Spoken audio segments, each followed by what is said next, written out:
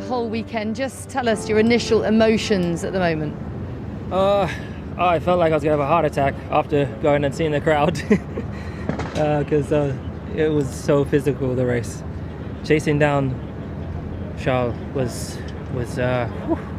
He can hardly get his words out, can he, at the end there? Whew.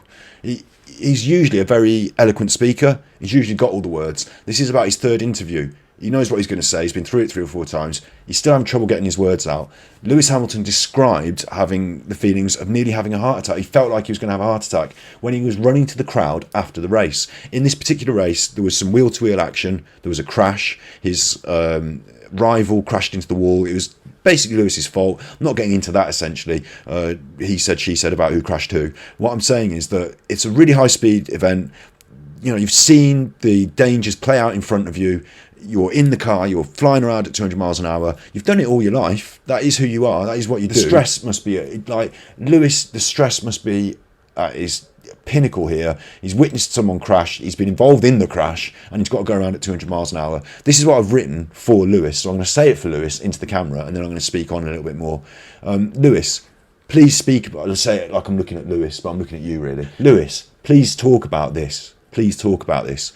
I'm sure you've got a great psychological team, and anxiety is a totally acceptable thing under such pressure. I'm going to have to keep looking away, Lewis, because I've written it down over here.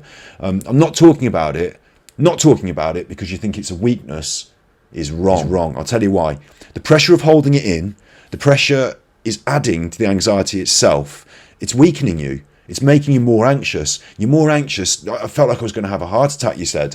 You know, you're making yourself more anxious because you're not talking about the anxiety. You're not letting that out. It's something you don't want to, I believe, you don't want to show because you're in a head-to-head battle where you have to hold your nerve. And so if your competitors knew that you felt anxiety, it's a crack in your armour. But I think the cracks are being forced open by not facing the anxiety down, talking about it, getting it out there in the open. All the sports stars are suffering with anxieties. You're at top level sport. That's natural. Dealing with it with your psychological coaches behind the scene, great. Let's talk about it publicly. Let's help everyone that's suffering from the same things, day-to-day stresses, because that's your top level 200 miles an hour.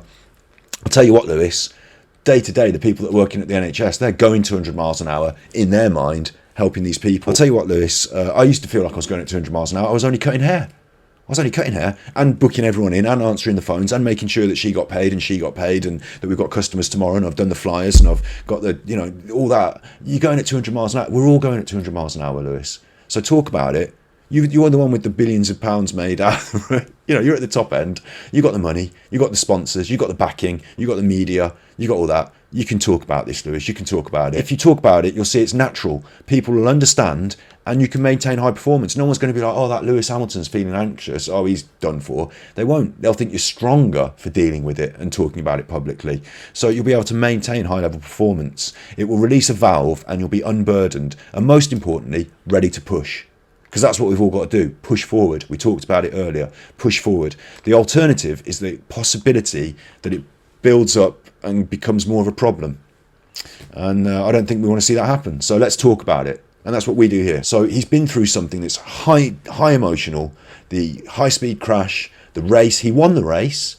And then he went and celebrated with the fans, waved his flag. They're all there. He's worried about COVID. He has been for years. They're all there spreading it around.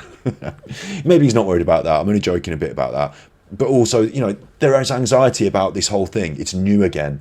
He's out there waving the flag. And he said he felt like he might have had a heart attack. He did not have a heart attack. He was worried he was having a heart attack. I saw him when he was doing his, when he did the national anthems on the podium. I should get this, you know, I'll get it for the edit maybe, and then I'll get DMC'd off YouTube, but copyright on the podium, right? But he did the national anthem, he put his hand there, and he wasn't doing it to, you know, God save the Queen, put my hand on my heart. He was doing it to hold his heart, to check he wasn't having a heart attack. And then he realised what he was doing, and he like adjusted his posture and made it look like he was doing the hand on the heart thing. Honestly, I swear, I know his thought process. I feel it.